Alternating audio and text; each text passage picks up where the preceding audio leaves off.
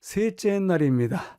그 땅의 어려움, 점령하지 못했던 땅, 인간의 응답, 그리고 구원으로의 성화 과정이라고 하는 어절들이 나오는데요. 셋째 날은 정복과 정착 과정을 통해서 인간 구원의 과정, 예수님께서 인간을 구원하신 믿음의 과정과 비슷하다, 유사하다 이야기를 하고 있습니다. 우선은 여호수아서 13장을 읽겠습니다. 그들을 이스라엘 자손 앞에서 쫓아내리니 너는 내가 명령한 대로 그 땅을 이스라엘에게 분배하여 기업이 되게 하되 너는 이 땅을 9지파와 므낫세 반지파에게 나누어 기업이 되게 하라 하셨더라. 쫓아내라는 이야기와 분배하라는 이야기, 그리고 그 땅에 기업이 되게 하라, 정착되게 하라라고 하는 이야기가 이 구절 안에 다 들어 있습니다. 이스라엘 백성들은 수세기 동안 노예로 살았기 때문에 가나안을 정복할 만한 군사적인 능력이 없었습니다. 이스라엘 백성들을 지배했던 숙련되고 잘 무장된 군대를 가졌던 이집트인들조차도 그 땅을 영구히 점령할 수 없었습니다. 그런데 한낱 노예에 불과한 민족에게 그들의 주인들도 점령하지 못했던 땅을 정복하라는 명령이 주어진 것입니다. 그들이 정말 그 땅을 차지한다면 그들의 노력으로는 불가능한 일이고 오직 하나님의 은혜로만 가능한 일입니다. 가운데 부분에서는요, 여호수아서 13장에서부터 21장은 각 지파에게 땅을 분배하는 내용입니다. 이 분배는 그 영토 내에서 여전히 점령해 나가야 될 부분이 어디 있는지 알려주기도 합니다. 이스라엘 백성들은 하나님께서 유업으로 주신 땅에 거할 수 있었는데 이는 하나님의 소유인 그 땅에 대해서 정당하고 합법적인 거주자들이기 때문이었습니다. 그러나 하나님의 계획에는 인간의 응답이 따라야만 한다는 조건이 있습니다. 여호수아 전반부는 하나님께서 가나안 사람들을 쫓아내시는 이야기, 땅을 주시는 과정에 대해서 보여주고요.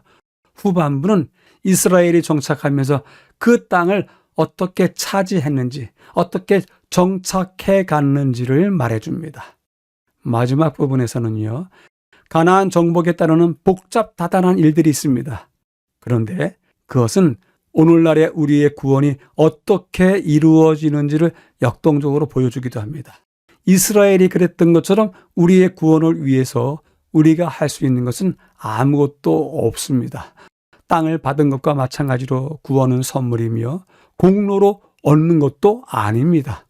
그러나 이스라엘 백성들이 하나님의 선물을 누리기 위해서 그 땅에서 사는데 필요한 모든 의무를 이행해야 됐던 것처럼 우리가 하나님 나라의 시민으로서 필요한 요구에 사랑으로 순종하며 성화의 과정을 거치는 것 동일합니다. 완전히 동일한 과정은 아니지만 그들이 은혜로 땅을 받은 것과 우리가 은혜로 구원받는 일 매우 유사합니다.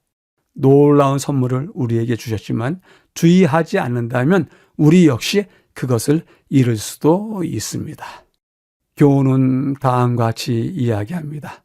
하나님께서 당신의 백성을 가나안 땅에 두신 까닭은 그들로 도덕적 죄악의 조수를 막아온 세상에 범람하지 못하게 할 강한 방파제로 삼고자 하심이었다라고 전하고 있습니다.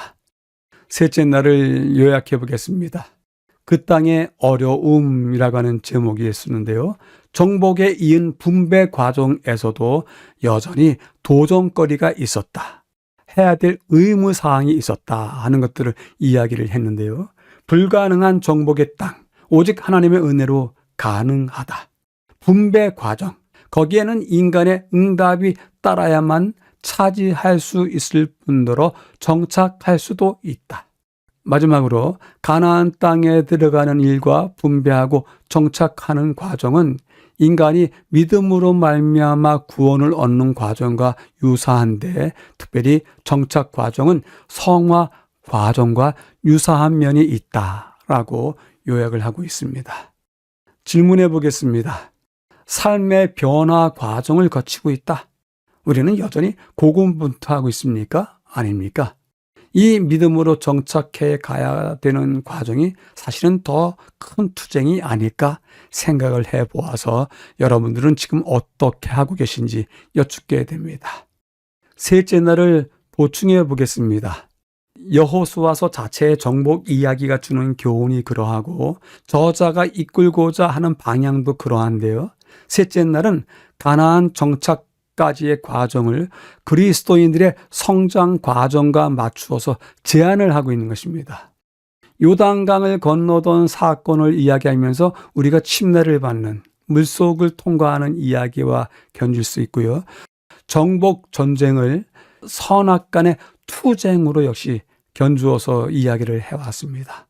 그리고 땅의 분배에 대해서는 그 땅에 들어가서 사는 것의 첫 발걸음이기 때문에 성도들로서 어떻게 살아야 되는지에 대해서 맛을 보여주는, 그리고 그 첫걸음을 떼는 것으로 이야기를 하고 있고요.